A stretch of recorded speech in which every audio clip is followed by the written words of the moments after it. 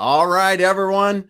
It's Friday, and we know what that means. That means we are on the Manufacturing Ecommerce Success Series show. I am one of your co-hosts, Damon Pistolka, and that guy right over here, Kurt Anderson, partner in crime. Take it away, my friend. What is up, brother? Happy Friday, dude. You know, it's bittersweet today because I think what's happening Sunday? Is there something going on Sunday? I'm not. Yes. Like, is there a golf tournament or tennis or? Like, there is actually the Phoenix Open. That's right, Phoenix Open. I think there might be a football game. Football is coming to an end, but the positive thing is spring's right around the corner for us baseball fans. Baseball's right around the corner. Damon, who are you taking in the Super Bowl, dude? I would like the Chiefs to win, but I think the Eagles are going to win.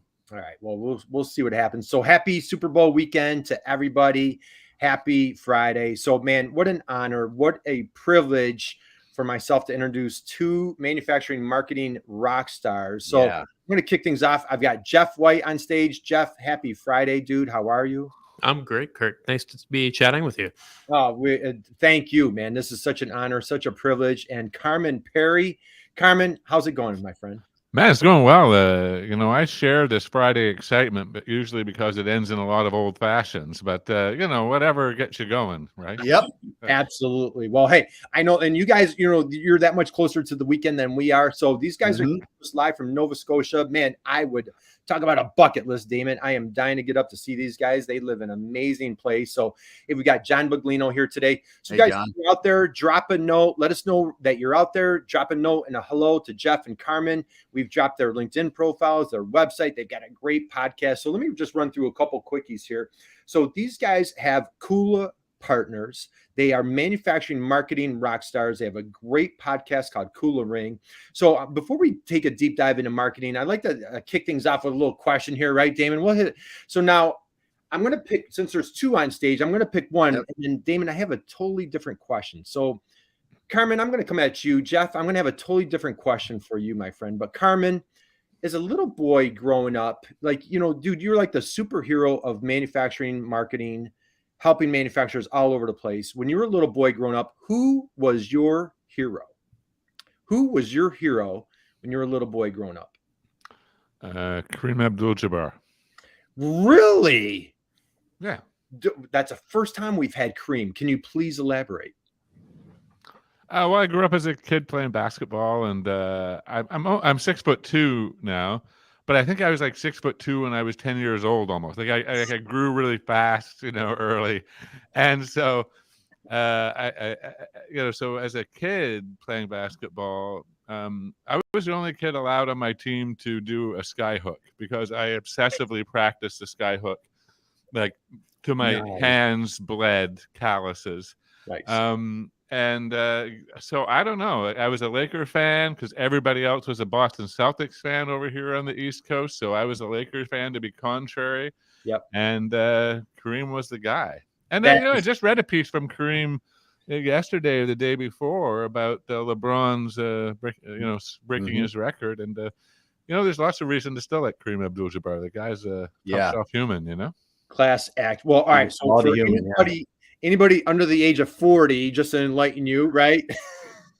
They got no idea what the sky hook is. One of the greatest basketball players of all time. So that was a phenomenal answer. And so Carman, and it ties in perfectly with LeBron breaking the record this week. So that was perfect.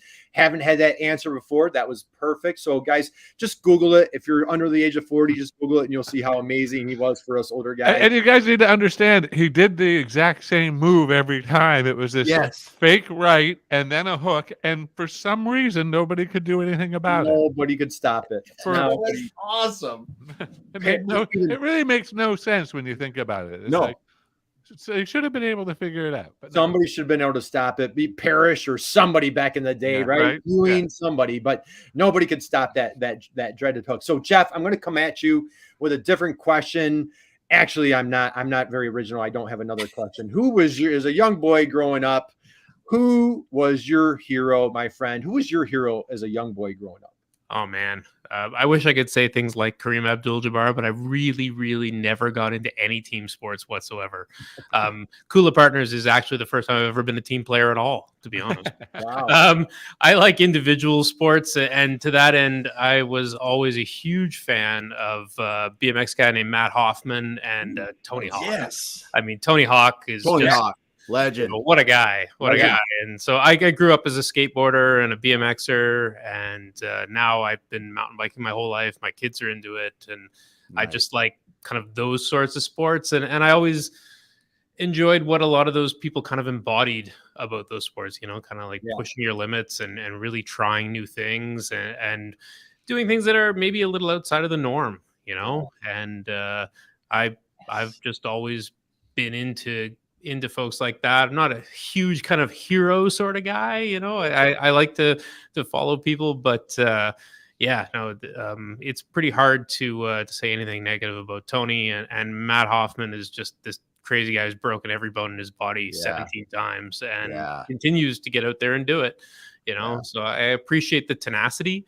I've always said that, the two people that we'll always consider hiring here at Kula are people who've worked in a kitchen or people who've been skateboarding, because they just have this kind of stick-to-itiveness that very few other people do. So I like that. Well, man, you know what, Damon, like we could end the program right there on those answers, man. That was just phenomenal. And what I love is a sports analogy, like when you think of just relentless entrepreneurs, Carman, you nailed it on the head, just great team player, leader, just did it the right way, tenacity, consistency for a long time. And then you take Tony Hawk, like when you're an entrepreneur, you're going to break a lot of bones along the way. It's very risky. And what I love, Jeff, on your LinkedIn profile, like if I'm not mistaken, like you have a picture with you in the helmet, and you in your profile, you talk about you and your 3 kids and you're out biking. And so, you've made it personal, and you kind of talk about this is what you bring to the table. And I love how you bring that to your business. So let's go here. You guys are just been at this for a long time. You could have, brought your superpowers to any different industry. Why manufacturing? I'll throw it out to either one of you, whoever wants to go first. But out of all the different industries that you guys could choose to help with marketing, why manufacturing? I guess I can answer that one, Jeff. We're probably both quite capable of answering it, but I think for us, it's kind of twofold. One is the practicality in running an agency, where you look deeply at a certain point about where you're really making impact and where you're seeing the traction and where you're getting excited, and then you try to lean into that. So that would be one part of it. But I think the other part of it that maybe is a little kind of outside of us is, manufacturers have a bit of a unique ability to contribute to the economic well-being of a geographically contained area. Now, I appreciate that a lot of manufacturers are global in nature, but you don't hear a lot about a lot of towns being called one accounting firm towns. Like that's a one law firm town. Yeah. But there are one company towns, right? There are like the one factory that kind of builds a community. So I kind of, there's something connected to our communities and how we move ourselves and society collectively forward that is ingrained in that ability to manufacture either the goods that you need or the goods that you need to trade.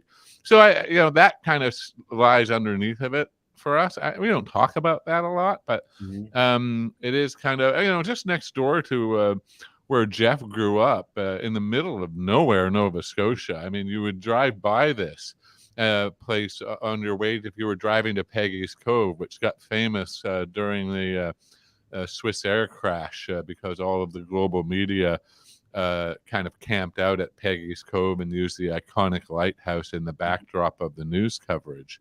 Well, Jeff grew up next door to this place, right? And on your drive out there, you would go right past a manufacturer that Jeff's dad worked at for 40 some odd years.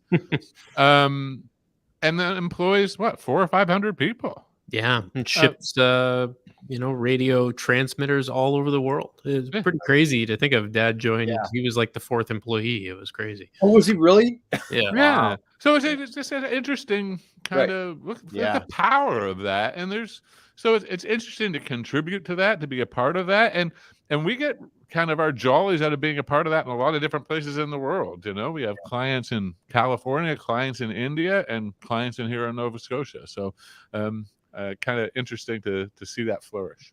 Well, that's awesome. And Jeff, you know what? I'm going to throw the same question at you. And I'd love to, if you want to dig deeper in like Dad's story, employee number 4, and all of a sudden like it blows up and now it's 500 employees. But, just share like why manufacturing? Why did you bring your talents, your superpowers to manufacturing?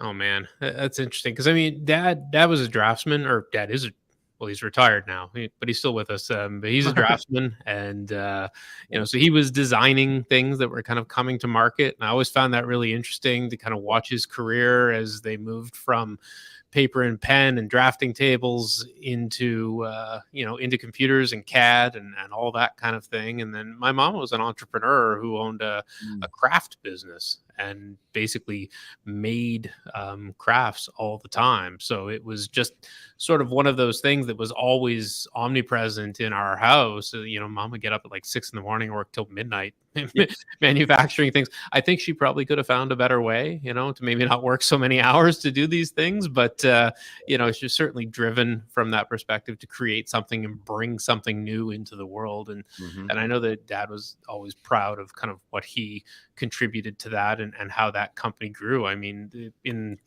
the last number of years, they would be that company would be like number 1 or 2 in the world in terms of manufacturing radio transmitters. Wow.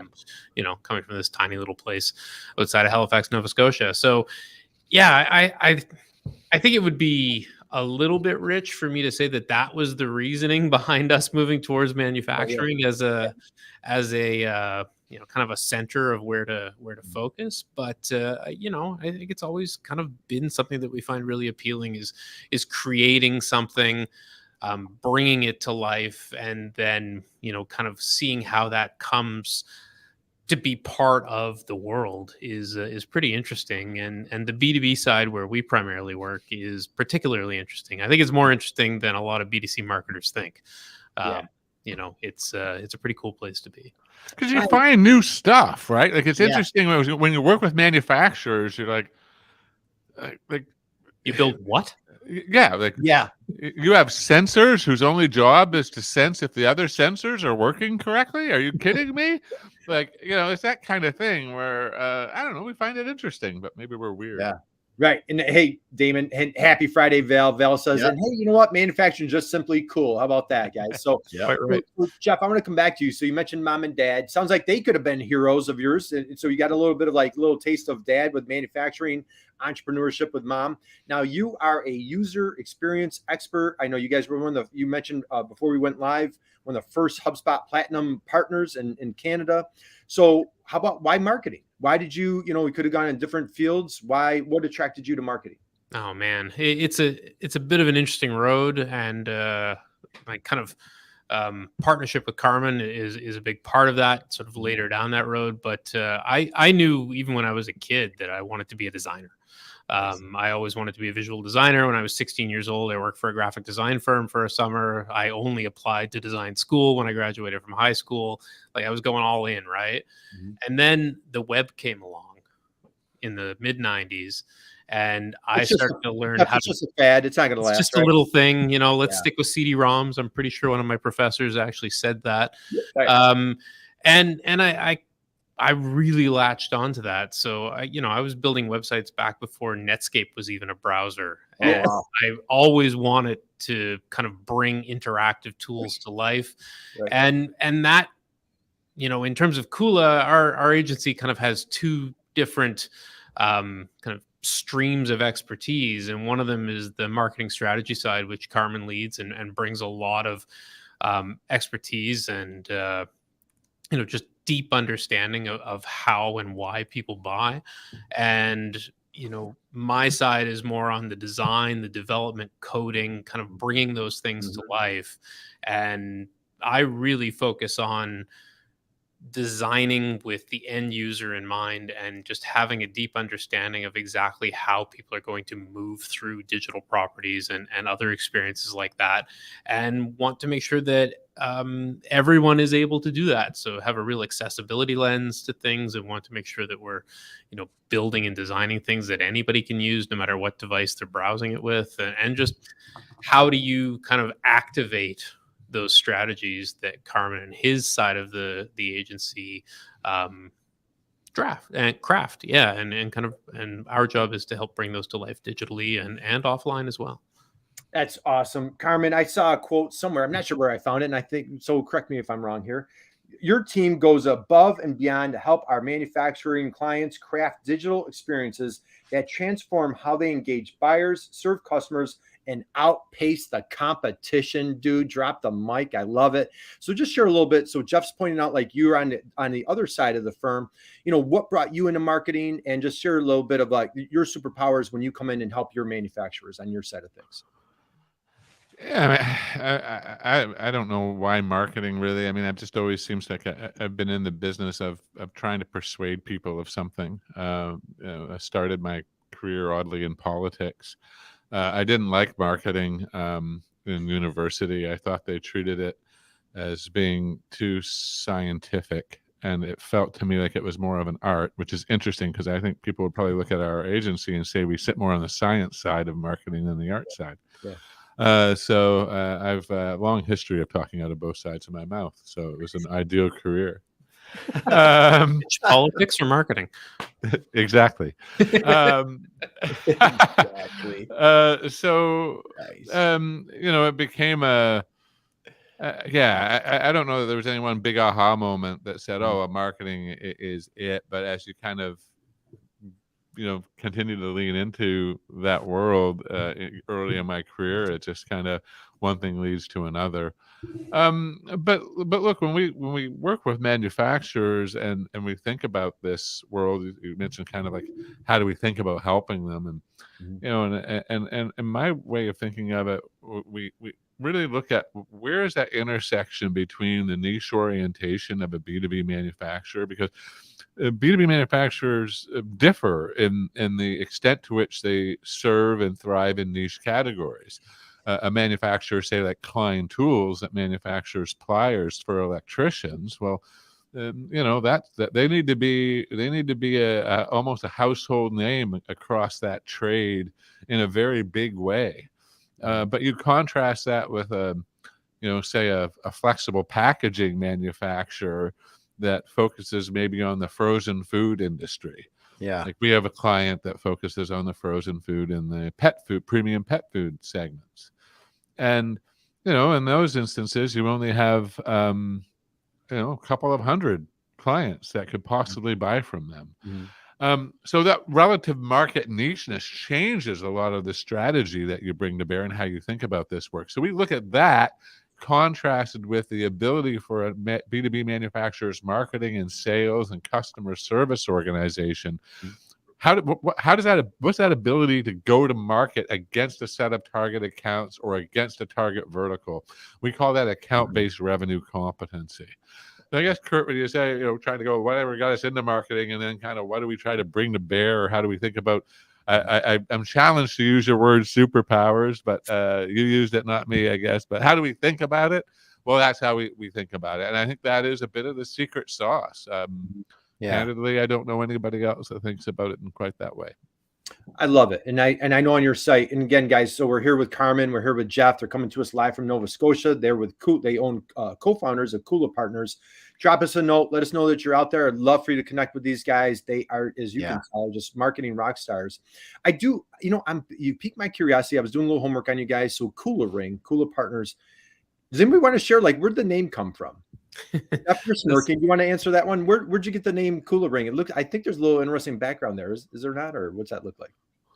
Yeah, I'll let Carman tell the story Okay. of kind of what it actually means. But where when we were forming the agency back in, started the company in 2004 and kind of formed what is now Kula in 2009, and we were talking about what are we going to name this thing?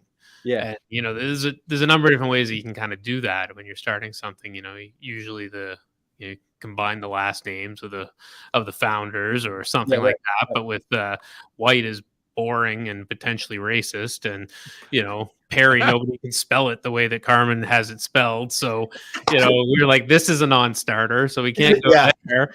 And, go back to the drawing board. Yeah, exactly. And then you could do like, purple frog or something that just means nothing. And Carman had this idea that I think you saw in some of the early Web 2.0 days and some of those really smart, early marketers were talking about this thing called the Kula ring and how it kind of related to social media. And we kind of grasped that idea and ran with it a little bit. Why don't you tell them a bit about kind of what it actually is from, Carman? Yeah, guys. If you guys know of one of the more original kind of Web 2.0 voices back in the day, Hugh McLeod. So he had a website called gapingvoid.com. He was famous for doing cartoons drawn on the back of business cards. So if you look behind me, that's from Hugh. That's he drew that cartoon, People Matter, Objects Don't, which has been at the kind of core of the firm from the start. And Hugh, back in the day, was doing some interesting kind of work around this notion of what he called social objects. And he saw a lot of what was happening in the world of marketing as the creation of social objects, these things that connect people to each other, but don't really in and of themselves mean a whole lot. So it was, and the comparison started getting drawn to the Kula ring, which is a tribal trading network in Papua New Guinea, where tribes trade pieces of kula, necklaces and bracelets that are made out of seashells. And these things that don't intrinsically have much value in and of themselves. They're really only valuable in that they are traded in these very elaborate ceremonies that connect communities to each other. So we really see the world of marketing and sales even as the creation of endless pieces of kula that are intended to bring people together. That's why we create what we create. So we named the firm Kula Partners. And if you look at the logo that Jeff designed for the agency, you'll notice that it fits the perfect ratio as do seashells when they grow. They The grow golden ratio, the Fibonacci sequence. Yeah. Indeed. And you'll also notice the different circles in the logo representing the trading of necklaces in one direction and bracelets in another. So there's a little bit that kind of went into that, and we think it's pretty special. But I've got to tell you, Kurt, it takes an awful long time to explain it. It was worth every minute. Worth it, yeah. If I told you like how flippant it was when I created my name, it was like, so I love the intention and how creative that was. Damon, what do you think? Yeah, we had no creativity in the name. Yeah, none. I had no creativity. Yeah, you guys. What are you doing? Okay, right.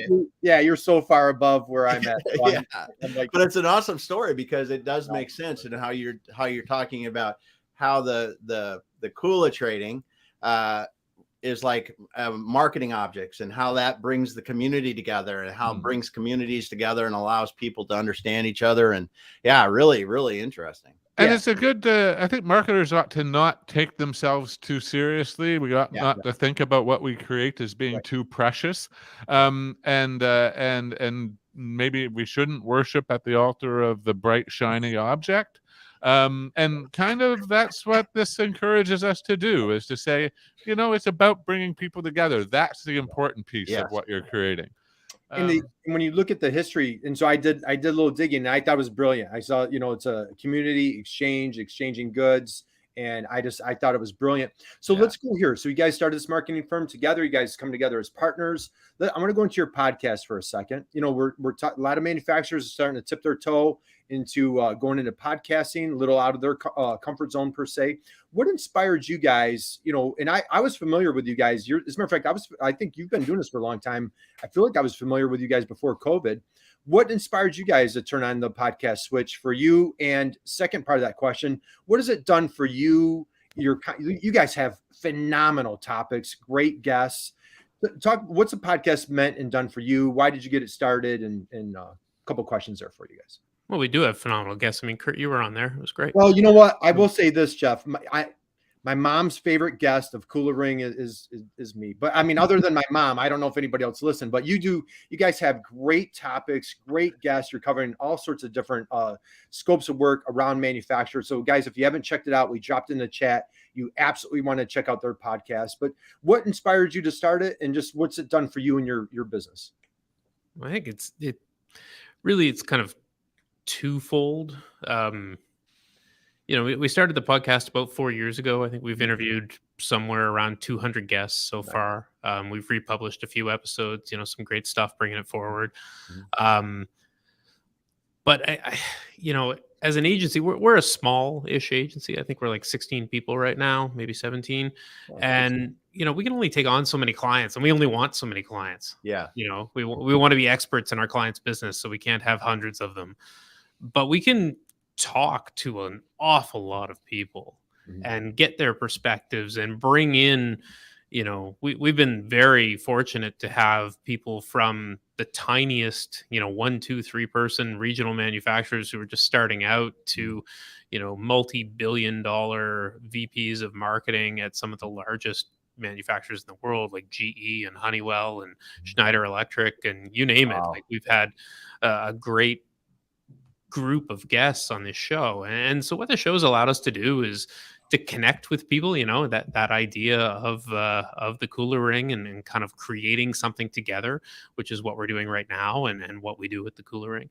And, what we can learn from this massive group of expert manufacturing marketers just helps to extend our thinking about what's going on in the game of manufacturing marketing right now. What are people doing? What are they excited about? What can we learn, and what can we bring to our clients? And also, while at the same time creating this great network of people who are all sort of connected to each other through this thing called the Kula Ring. Yeah, I love that. Carman, how about from your perspective, what's it done for you and what you feel from a perspective as an entrepreneur, business owner? And I'm going to slide into another part of that question. Any advice or suggestions for manufacturers or somebody out there that, like, hey, we're thinking about podcasting. So what's it meant and done for you? And like, how about for somebody that's new and thinking about it? What advice do you have? I mean, in terms of the why, again, it's funny because once you know what's underlies the Kula Ring and the Kula Partners name and why we name the agency that and how we think about it, then you can basically explain everything that we do and realize that we're a one-trick pony. Because quite honestly, the Kula Ring is simply about connecting people to each other. It's really not much more complicated than that. And you have to have a bit of faith in this world that through the act of connecting people to each other, that business will find its way through that. Yeah, it's not a direct line. Like, people, we don't interview people and then they come on as clients the next day. That very rarely happens. We have had podcast guests turn into clients, but that's not why we do it. So yeah, it's about connecting people to each other and not trying to be too prescriptive after that. My advice to people would be to do that, to lean into it. I'm not saying though do podcasting. I'm saying do whatever works for you. We found podcasting works pretty well because, quite honestly, it doesn't take up a whole lot of our time and energy. Like, we can, Jeff and I can brief on a guest 5 minutes before we hit record, and after having a 15-minute kind of conversation with them in advance, and man, you can turn out a pretty good conversation. We enjoy doing it. It doesn't feel like a heavy lift, and I think that's I think it's important to be honest with yourself about that. And it was an easy decision for Jeff and I because we had a face for radio. So we're like, a podcast is awesome. Dude, if I look like you guys, I'd be on the cover of GQ. Are you kidding me, man? Look at you guys, man, look how handsome they are.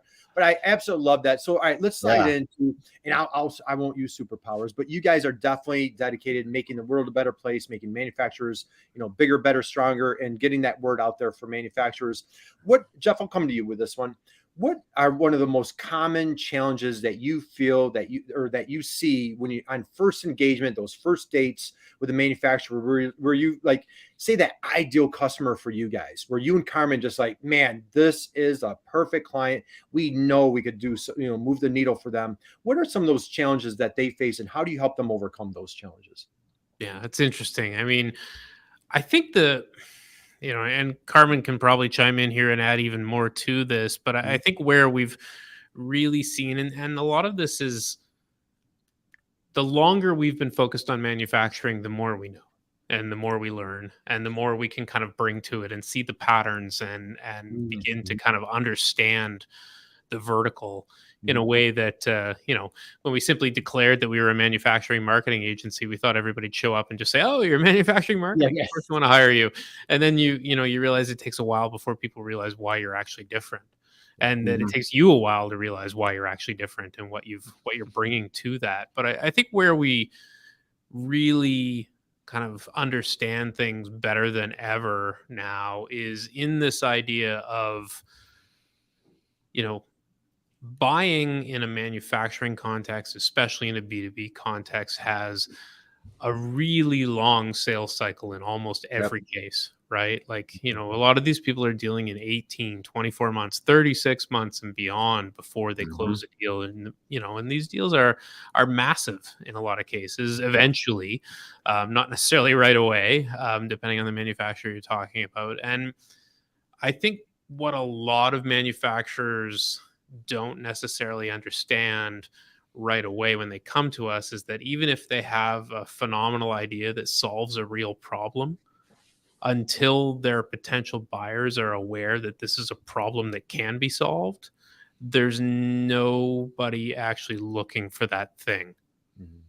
So, it can be difficult for a manufacturer to kind of understand that the product that they've created that solves a real problem that maybe, is incredibly sustainable compared to its competition, but is a totally new idea that nobody's really thought to look for before, is going to have a hard time getting introduced to the market. You can't just show up. There's no Google searches for it. There's no paid keywords that can be bought that are going to find it. And if they are, it's a recipe for massive waste in spend because you're trying to spill over into some consumer category that doesn't really relate to it. And, I think they're surprised at how difficult that's actually going to be to bring to market. And I think where we really see a fit for ourselves is in helping people understand what that process looks like for bringing that category to market or that product to market or that brand or whatever. But, it's certainly easier when there's already a bit of market demand for something and maybe you already have a portion of, ownership of a slice of that market already. That's when things get a little bit easier and maybe we'd rather play there more often. But I think we certainly find ourselves in these situations a lot where we're bringing new, untested, unknown products to market. And that's really, I mean, what you said there is in businesses, they overlook that fact that our unique problem we solve, people don't understand that it's a problem that can be solved. You said that, and getting that message out so people understand it's something that can be solved in the way that you solve it is a huge undertaking. It's awesome. Yeah, it is a huge undertaking. You're exactly right. And when you think about it was into a conversation a few days ago. I hope the people that I was chatting with aren't listening because then they're going to be upset with me. But they said like, oh, well, we've decided that we need to break through to the CEOs in our in our niche. And these CEOs are unaware that they exist. They're multi-billion-dollar companies. CEOs of multi-billion-dollar publicly traded companies. They're unaware that this exists, and they're unaware that the problem that they solve is even a problem. And so I just think, man, how many CEOs do you know that are out there trying to look for new problems to solve? Like they usually got a pretty big list of existing problems. So it's like, and I'm not saying that that it's not, there's not a way forward here. There may well be, but you need to come to terms with where you're at, and what it's going to take. So I do think that is an interesting piece about how we help manufacturers kind of understand what the real B2B customer journey is, not the one that's talked about at parties, not the one that's attention, decision, buy, what? AIDA. Yeah, we can get Alec Baldwin in here to deliver the Glengarry Glen Ross speech again. Always be closing. Right? Always be. But the AIDA, the attention, interest, decision, action. It's like, yeah, great, yeah. There's actually 13 stages to this buying journey, not 4. Right. Yeah. And 9 of them are before the A. Yeah, exactly. So Carman, before we went live, if you want to go here, you enlightened Damon and I on a new term that we were not familiar with. Yeah. Do we want to go there? What was this? It was BANT. What does BANT stand for? Oh, well, the folks listening to us, if they've been in the world of sales at all, they'll certainly know BANT. BANT qualification. All I was suggesting there, Kurt, really is that, an awful lot of marketers, manufacturing marketers, find themselves in this place a lot where they're getting pressure from the sales team that every lead that shows up needs to basically have a sack of cash over their back and time to execution and salivating, and that's not how most leads show up. And it's like that notion of, do people have budget authority, need timeline, BANT. And if they don't have that, then I don't want to talk to them as a sales guy or girl. But I should say most of the bad attitude in sales are from sales guys, not sales girls. I just tell our clients that BANT is BS. It's if you think you're going to operate in a highly niche category where there are a few hundred, maybe a few thousand companies in the world who can buy what you sell, and you're finally going to get that engineer that you've been dying to talk to in that target account, you're finally going to get them on the blower, and if they don't have budget for this month, you're going to tell them to go pound sand? I don't think so. That's not the right way to do this. It's not the right way to think about it. It's not the right way of thinking about gaining attention in those kind of niche categories. It's we got to be a bit more committed to the people that we're trying to serve and break through, and understanding that in those niche categories, they're not all in market at once. Yes. Right. So, yeah. I absolutely love that. And so, I know, man, this is such a great conversation. So I know I'm going to be mindful. We'll start winding down here in a minute or two, but so I have a couple questions left. Now, on your website, you talk about digitally enabled sales. Now, Jeff, you guys are very modest guys. In my humble opinion, very, very humble. How about that? My humble opinion, you're very humble. So, but you've built a 17-person firm, and that is a massive accomplishment. You've been going at it since 2004. You survived, an economic downturn in 2008. You've gone through COVID, and you have this great firm that it's really impressive what you guys have done. For anybody out there, entrepreneurs out there, entrepreneurship is lonely. Any words of wisdom, any advice on what would you contribute your success to? You guys, you're almost on your 20th anniversary. What would you contribute your success at Kula Partners, and how you've been just rocking it with clients, manufacturers for since 2004? Man, I think there's one thing that you can say that is the marker of success, at least in the agency business, from what I've seen, is the desire and ability to be open to change.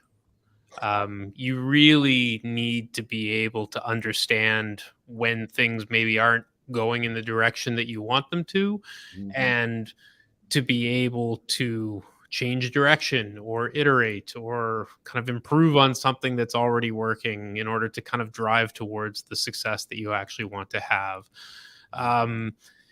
We've been very lucky, and sometimes I think Carmen and I sort of shake our heads about how we've managed to build an agency of 16, 17 people that all are kind of open to things not being the same all the time. Yeah. And being, you know, agreeable to the notion that, you know, like, we're going to do this a little differently than we did it before, and we're going to continue to tweak this model, and we're going, you know, both our sales and delivery, and that we can learn things from other people.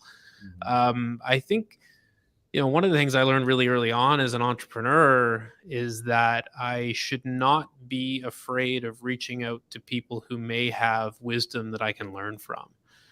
Most people aren't jerks. Most people will be more than happy to kind of talk about how they did something, even in the same industry. I mean, I meet all the time with other agency owners, young agency owners, you know, people who are starting out freelancing. Anytime somebody emails me and wants advice or an understanding of kind of what we've done or how they might be able to do something similar, I have never turned anyone down in that. And I've never been turned down by anyone that I've asked for advice from.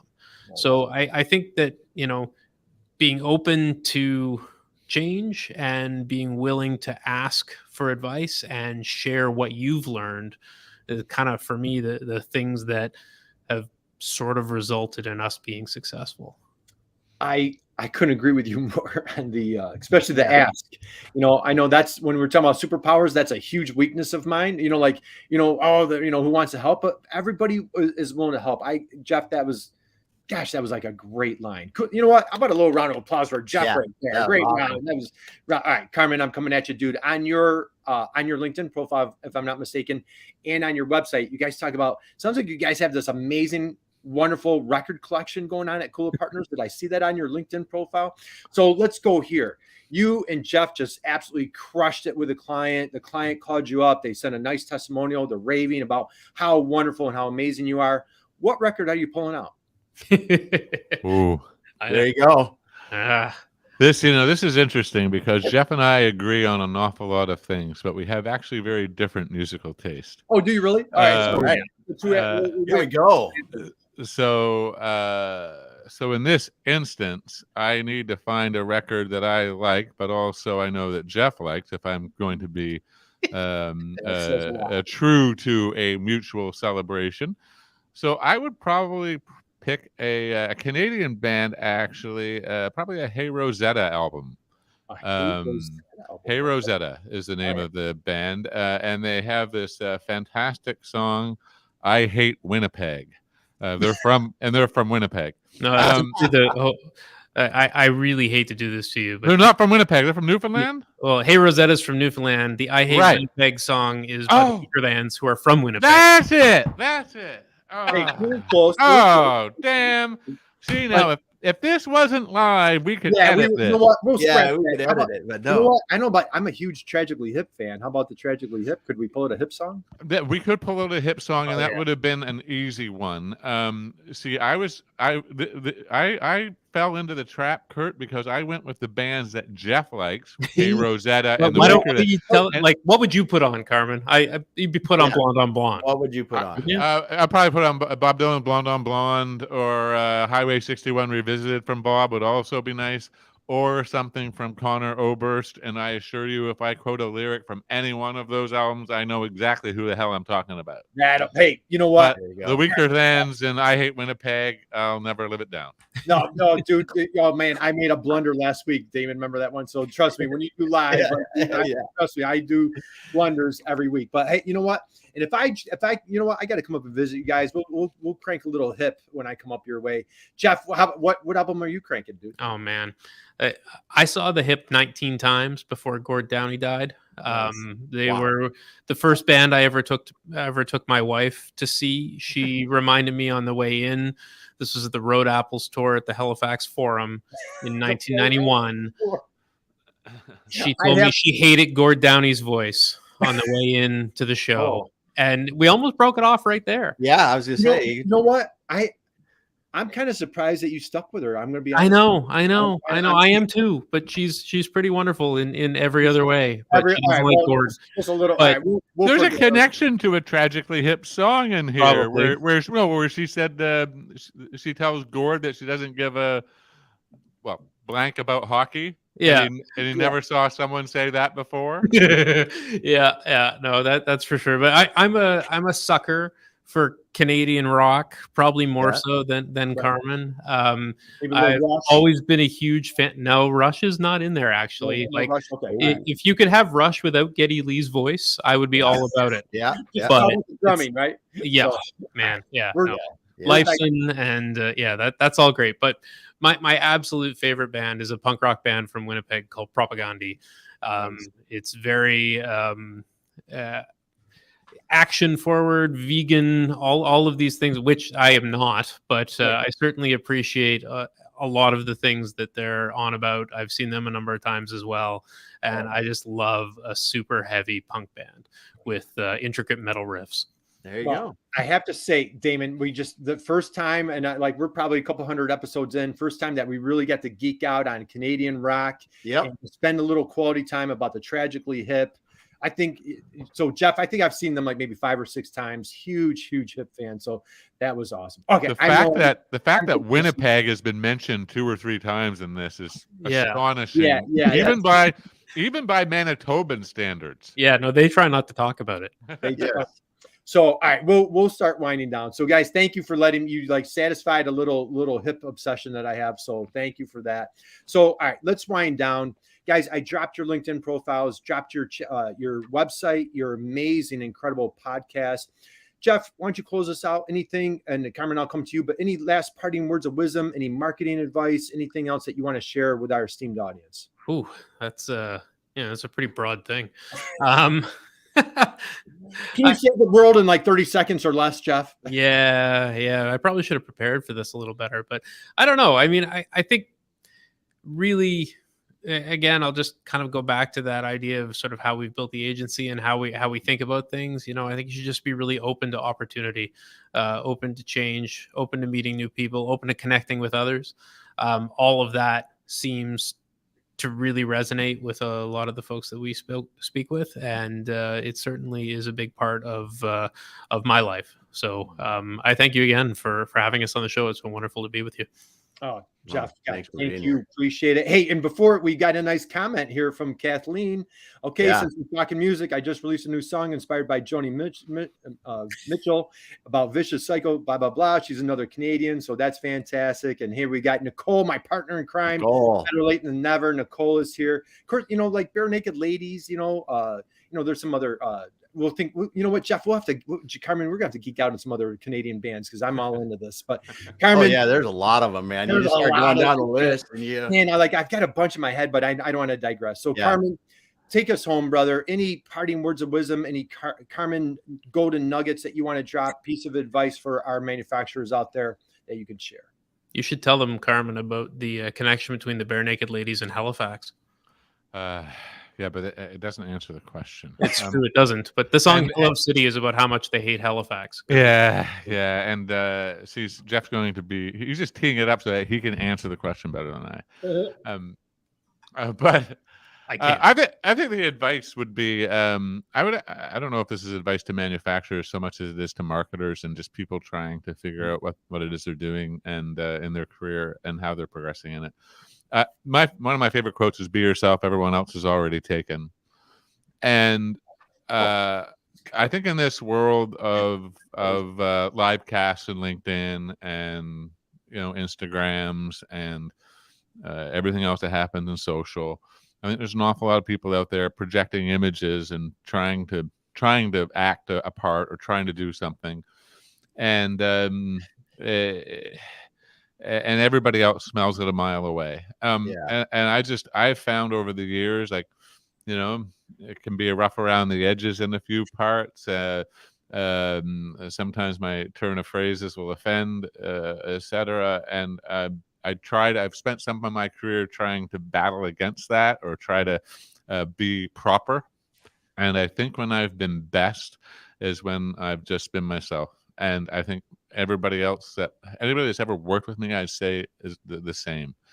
So we try to encourage everybody that works here to live by that. Be yourself. Everyone else is already taken. And the minute you kind of figure that out, I think a lot of the other stuff comes easy. Bam. Just dropped a mic, dude. That was all right. Yep. All right, guys. First off, Carman, Jeff, Awesome. what a gift you two are. Thank you. I invite everybody, if you've been sitting around, maybe it's a good time to stretch. Why don't you stand up and let's give a huge roaring round of applause for Jeff and Carman from Kula Partners. These guys are just absolute rock stars. You want to connect with them on LinkedIn, check out their podcasts, go to their website. If you're a manufacturer out there, boy, and this resonated, and you want to talk a little Canadian rock, how about Jeff, one more? How about Our Lady of Peace? I used to be a huge Our Lady of Peace fan. Yep. So, all right, guys, we'll wind down. Thank you so much for joining us today. What an honor and privilege to spend time with these fine gentlemen. This was great. We appreciate everybody out there.